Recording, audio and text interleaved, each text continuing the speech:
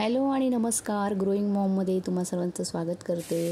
आज मी आंबाड्याची भाजी करायची ठरवली. बऱ्याच जणांना आंबाड्याची भाजी माहिती नसते, काहींना माहितीही असेल. तर ती गावावरून आणलेली होती आमच्या नंदेने, तर ती करायची. बऱ्याच दिवसापासून ती करायची राहिलेली आहे, तर ती निवडलेली होती, फ्रीजमध्ये ठेवलेली.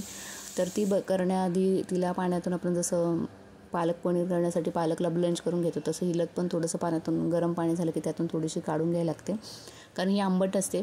तर तिचं आंबट पाणी जे ते नंतर पिळून घ्यायला लागतं. त्यानंतर काल रात्री बाजारातून आणलेले मक्याचे कणीस जे आहे, तर त्यातलाही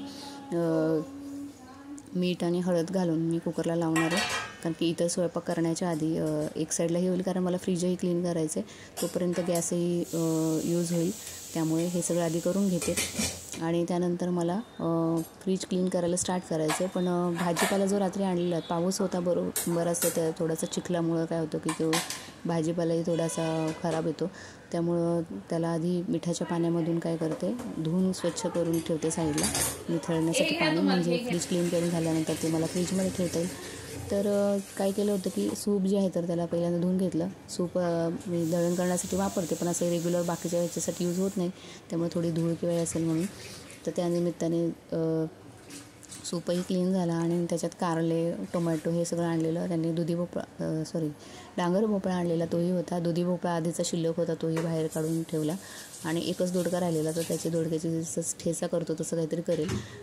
फ्रीजचं एक ट्रे काढून ते मी आता घासून आणि पुसून नंतर त्याला ठेवणार आहे. आणि या साईडला काय होतं की लाईट येत नाही, त्यामुळे मी फ्रीज चालूच ठेवलेला होता पुसतानासुद्धा, कारण की फ्रीज बंद करून पुसला पाहिजे, पण मला तिकडून लाईट दिसणार नाही म्हणून मी त्यासाठी फ्रीज चालू ठेवला होता. तर एक ट्रे आणि जे काही खाली जे बास्केटमध्ये जे आपण भाजीपाला ठेवतो ते सगळं घासून व्यवस्थित काय केलेलं आहे, धुवून एक साईडला पाणी निथळण्यासाठी ठेवलं. त्यानंतर ते पुसून घेईल.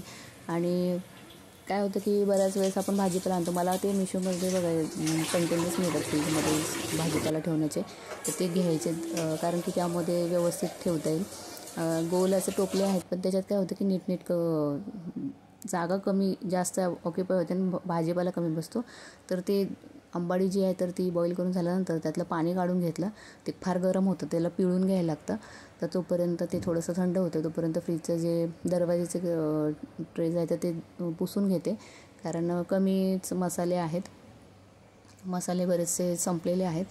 तर मी काय केलं की काढून घासण्यासाठी मला वेळ लागेल आणि उशीर झालेला होता. तर आता मी एक साईडचे फक्त फ्रीजचे जे ट्रेज आहेत ते घासून घेतलेले आहेत. नंतर मी दरवाजाचे जे काही आपले फ्रीजचे जे भांडे आहेत तर ते नंतर क्लीन करेल. आणि मसाले जे आहेत तर ते एक करून व्यवस्थित एकाच ह्याच्यामध्ये ठेवले, कारण की कमी राहिलेले आहेत. आणि त्यानंतर म्हटलं की भाजी नंतर पिळून घेता येईल, का फार गरम होती ती. पिळून घेतल्यानंतर त्याच्यात लांबणं चांगलं बऱ्यापैकी कमी होतं. आणि आपण मग इतर त्याच्यामध्ये म्हणजे आमच्याकडं गावाकडे त्याला बाजरीसुद्धा थोडीशी बॉईल करून ॲड करतात, छान लागते त्याची टेस्ट. तर मी याच्यामध्ये फक्त कांदा, मिरची आणि याचंच चांगलं परतवून घेऊन त्याच्यामध्ये मीठ वगैरे घालून ती आंबाडीची भाजी करणार आहे. तर प्रत्येक ठिकाणी वेगवेगळ्या पद्धतीने बनवली जात असेल, आम्ही फक्त त्याची सुकीच भाजी करतो, जशी आपण इतर मेथीची वगैरे करतो त्या पद्धतीने. तर फ्रीजचा जो दरवाजा आहे तर तो त्याचे झाले होते, मसाले जे आहेत तर ते कमीच राहिलेले आहेत, त्यामुळे खालचे कप्पे रिकामे दिसत असतील. त्यानंतर फ्रीज सगळं क्लीन करून झाल्यानंतर त्याच्यामध्ये जे राहिलेले भाजीपाला वगैरे आहे तर तो ठेवून घेतला. नंतर मग आंबाडी पिळून घेतली, थोडी थंड झाली होती. गरम गरमच पिळतात बायका, मला नाही जमत ते, म्हणून मी ती थंड थोडी झाल्यानंतर पिळून घेतली. आणि चपात्या चं पीठ होतं सकाळी डब्याला उरलेलं कणिक आहे तर त्याच्याच चपात्याच करणार आहे. बाजरीच्या भाकरीसोबत एकदम भारी लागते ही भाजी आंबाडीची. आणि तुम्ही जर त्याच्यामध्ये अख्खी बाजरी बॉईल करून टाकली तर त्याच्याने चव खूप छान येते ह्याची. आणि ही आंबट असते त्यामुळे थोडीशी स्पायसी केली भाजी तर ती अजूनही खूप छान लागते. तर तुमच्या आवडीवर आहे, तुम्ही कशी करू शकता तिला.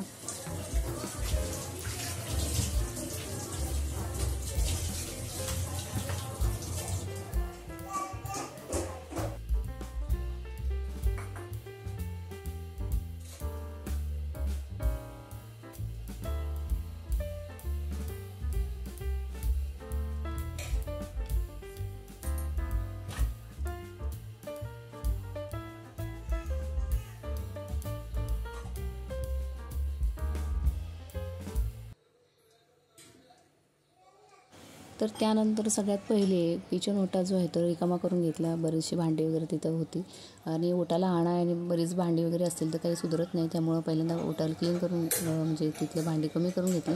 त्यानंतर भात लावला आणि इथे एका बाजूला भाजी लावणार आहे. तर रुद्रसाठी थोडासा भात लागतोच आणि या भातामध्ये मग मी मुगाची डाळ, थोडेसे जिरे पावडर आणि मीठ आणि थोडंसं आपलं तिखट जे आहे तर ते ॲड केलेलं. कारण की प्लेन राईस साधा पांढरा भात जर केला तर त्याच्यासोबत खायला त्याचं काही नव्हतं आणि थोडीशी ही आंबाडीची भाजी तर सुकीच होणार आहे. त्यामुळं मग एक साईडला मी काय करायला घेतलं, चपात्या करायला घेतल्या भात लावून झाल्यानंतर. आणि रोज काही ना काही क्लिनिंग करायचं ठरवलं आहे कारण की एका दिवशी सगळं काही शक्य होत नाही आणि रोज एक गोष्टी केल्या तर पटकन आवरते, घरही क्लीन राहतं. लहान मुलं असतील तर त्याच्यामध्ये आपल्याला क्लिनिंग तर करावीच लागते पण वेळ कमी मिळतो. तर त्यासाठी असं रोज एक काम जरी केलं तरी काय हरकत नाही. काही कोणी आपल्याला जज करायला येणार नाही आहे. त्यामुळं एकच गोष्ट मी आवरण्याचा प्रयत्न करते. मी सकाळी उठल्यानंतर चांगली लादी वगैरे पुसून घेतली होती. झुरळ झाली तुम्हाला सांगितलेलं तर ती फिनाईल आणून पुसून घेतली. बघूया असं कंटिन्यू वापरलेलं झुरळामध्ये काही फरक पडला तर पडला. तर पहिल्यांदा चपात्या करून घेतल्या. म्हटलं भात होत होता आणि ठरवलेलं की भाजी करायची पण म्हणलं चपात्याच करून घेऊया. त्यानंतर कांदा ते कापून बराचसा कांदा वापरायचा आहे भाजीला, चांगली होते भाजी. आणि त्याच्यानंतर मिरची जी आहे तर ती स्पायसी मी तुम्हाला म्हटलं ना की चांगली लागते म्हणून मी काय केलं, मिरची एकदम बारीक कापून घेतली की ती खायला पण जमेल असं. आणि व्यवस्थित कांदा परतून झाल्यानंतर त्याच्यामध्ये मिरची तुम्ही टाकायची. काही त्याच्यानंतर लाल तिखटसुद्धा घालू शकता, मिरची पावडर तर आपल्या आवडीवर आहे. तर ते घातल्यानंतर चांगलं मिरची आणि कांदा परतून घेतला कारण की चांगलं जास्त मिरची असेल तर ही आंबट भाजी आहे ना तर चांगली चव येते त्याला अजूनच. तर त्याच्यासोबत भाजी जी आहे ती पिळून घेतलेली ना आणि मग मोठी मोठी पानं असतात जरा त्याच्यामुळे ती थोडी सुटसुटीत करून त्याच्यामध्ये मीठ पण घालायचं ना. तर मीठ चांगलं मिक्स झालं पाहिजे याच्यासाठी.